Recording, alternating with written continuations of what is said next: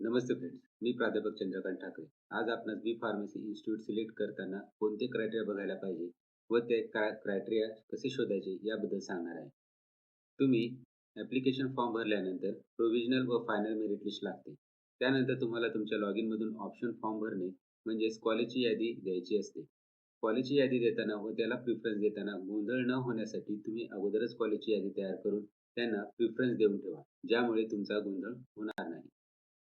कॉलेजची यादी करताना कोणते क्रायटेरिया बघितले पाहिजे व ते क्रायटेरिया कसे शोधायचे याबद्दल आजचा व्हिडिओ तुम्हाला नक्कीच मदत करेल. त्यामुळे शेवटपर्यंत बघत राहा.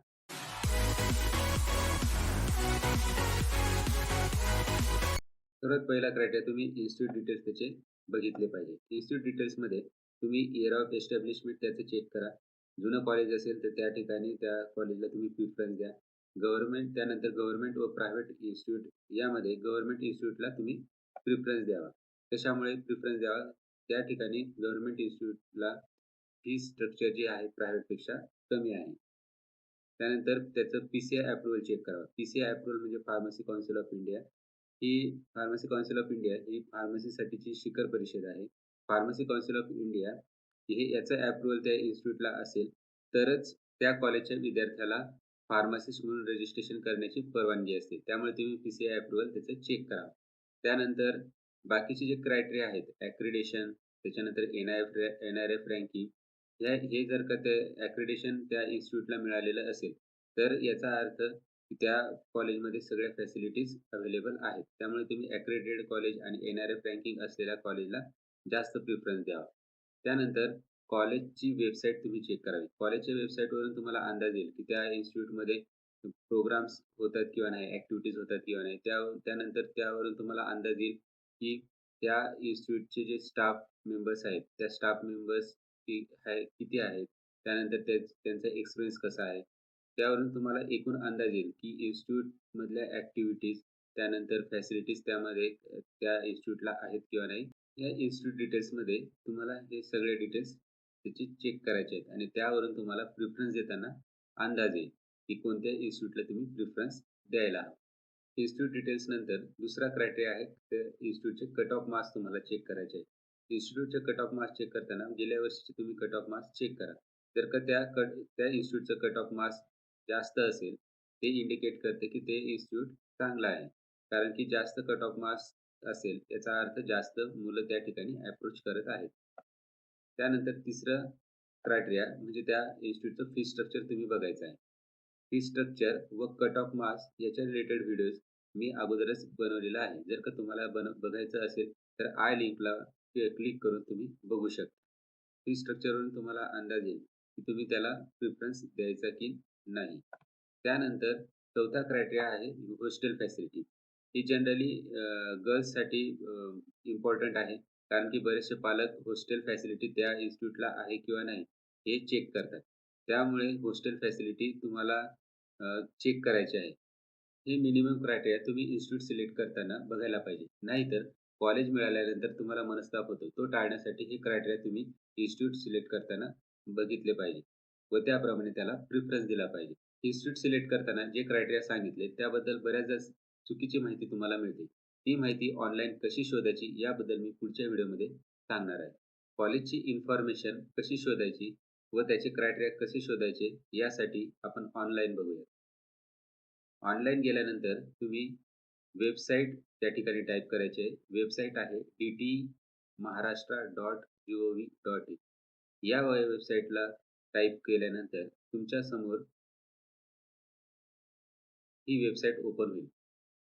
ही वेबसाईट आहे directorate of technical education Maharashtra state. C cell तुमची ॲडमिशन प्रोसेस करते. परंतु तुमची ॲडमिशन व इलिजिबिलिटी क्रायटेरिया जो असणार आहे, तो तंत्र शिक्षण संचालनालय महाराष्ट्र राज्य हे कंट्रोल करतं.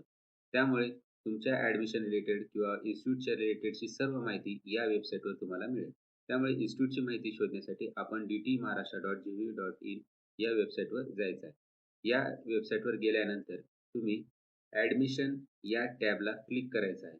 ॲडमिशन या टॅबला क्लिक केल्यानंतर तुमच्यासमोर हे ऑप्शन्स येतील. Diploma program, list of institute, search institute and course, C cell, admission archive. तर तुम्हाला या ठिकाणी लिस्ट ऑफ इन्स्टिट्यूट किंवा डिप्लोमा प्रोग्राम किंवा सर्च इन्स्टिट्यूट अँड कोर्स या ठिकाणी क्लिक करायचं नाही. तर तुम्हाला क्लिक करायचं आहे सर्च इन्स्टिट्यूट. सर्च इन्स्टिट्यूट याला क्लिक केल्यानंतर तुमच्या समोर ओपन होईल. या ठिकाणी click here for advance search या ठिकाणी क्लिक करायचं आहे. या ठिकाणी क्लिक केल्यानंतर तुमच्या समोर विंडो ओपन होईल. या विंडोमध्ये इन्स्टिट्यूट बद्दलचे जे काही तुम्हाला क्रायटेरिया टाकायचे आहे ते तुम्हाला या ठिकाणी सिलेक्ट करायचे. सगळ्यात पहिला क्रायटेरिया आहे कोर्स लेव्हल. कोर्स लेव्हलमध्ये तुमच्या समोर ऑप्शन्स येतील. Post graduate degree course, diploma course, post graduate diploma course. तर या ठिकाणी तुम्हाला डिग्री कोर्सला क्लिक करायचं आहे. कारण की तुमचा कोर्स हा डिग्री कोर्स आहे.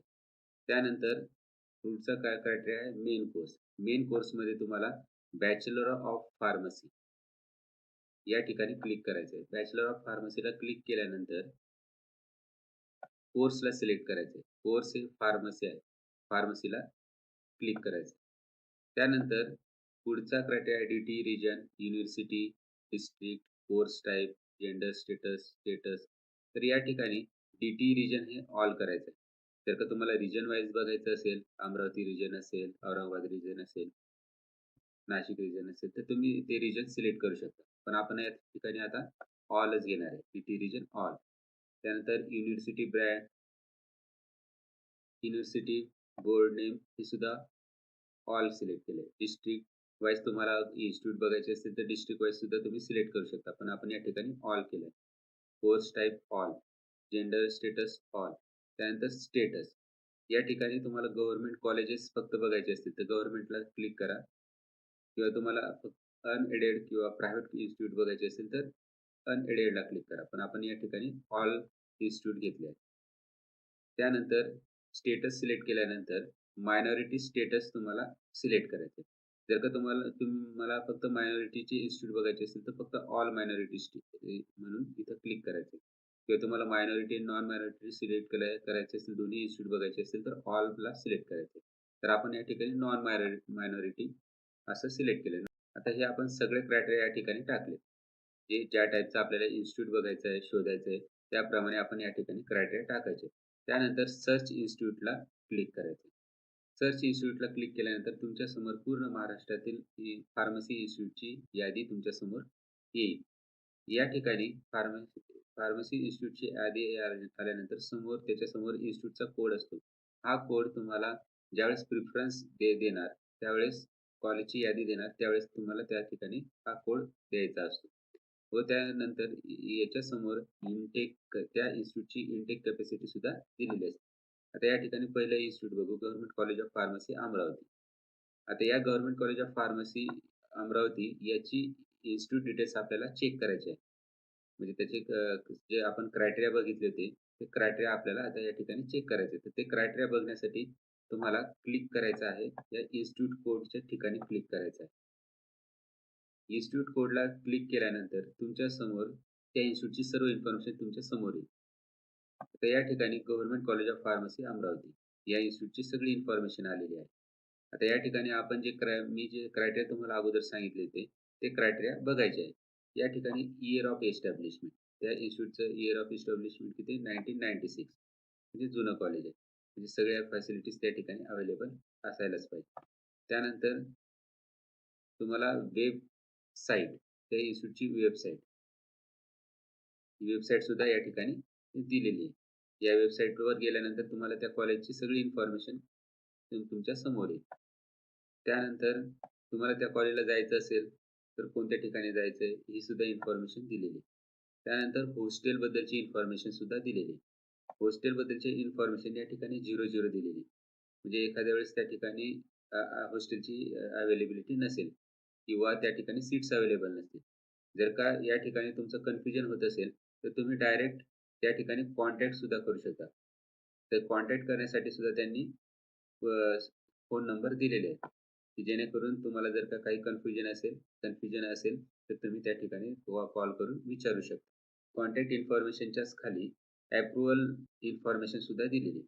गव्हर्नमेंटचा अप्रूव्हल आहे का, डी-टीचा अप्रूव्हल आहे का, AICTEचा अप्रूव्हल आहे का आणि त्यानंतर खाली त्याचं स्टेटस सुद्धा दिलेलं आहे, की ते गव्हर्नमेंट कॉलेज आहे की नॉन गव्हर्नमेंट आहे, प्रायव्हेट कॉलेज आहे किंवा ते मायनॉरिटी आहे किंवा नॉन मायनॉरिटी. हे त्याचं सुद्धा स्टेटस त्या ठिकाणी दिलेलं आहे. आता त्यानंतर मी तुम्हाला एक पी-सी-आय अप्रूव्हल म्हणून सांगितलं होतं. पी-सी-आय अप्रूव्हल आपल्याला चेक करायचं होतं. गव्हर्नमेंट कॉलेज ऑफ फार्मसीचे 3 कोर्सेस आहेत. बी-फार्मसी, डी-फार्मसी व एम-फार्मसी. आता या तिन्ही कोर्सपैकी आपल्याला फक्त बी-फार्मसीलाच बघायचं आहे, बॅचलर ऑफ फार्मसी. तर बॅचलर ऑफ फार्मसी याचं स्टेटस आपल्याला चेक करायचं आहे. तर या ठिकाणी बघा, बॅचलर ऑफ फार्मसी हे पी-सी-आय अप्रूव्हड आहे व त्याला ॲक्रेडिटेशन सुद्धा मिळालेलं आहे. हे दोन्ही क्रायटेरिया तुम्हाला कोर्स डिटेल्समध्ये मिळतील. आजच्या व्हिडिओमध्ये तुम्हाला इन्स्टिट्यूट कसं सिलेक्ट करायचं, इन्स्टिट्यूट सिलेक्ट करताना कोणते क्रायटेरिया चेक करायला हवे व ते क्रायटेरिया कसे शोधायचे याबद्दलची सर्व इन्फॉर्मेशन मी आजच्या व्हिडिओमध्ये दिलेली आहे. आजचा व्हिडिओ तुम्हाला नक्कीच कामात येईल, इन्स्टिट्यूट सिलेक्ट करताना व त्याला प्रिफरन्स देताना. जर का तुम्हाला ॲडमिशन रिलेटेड कोणतीही अडचण असेल तर तुम्ही कमेंट बॉक्समध्ये लिहायला विसरू नका. जर आजचा व्हिडिओ तुम्हाला आवडला असेल तर लाईक करा, फ्रेंड्समध्ये शेअर करा. जर का तुम्ही अजूनपर्यंत सबस्क्राईब केलं नसेल तर सबस्क्राईब बटनला क्लिक करून बेल बटन दाबायला विसरू नका, ज्यामुळे तुम्हाला पुढच्या व्हिडिओचं नोटिफिकेशन सर्वात अगोदर कळेल. धन्यवाद.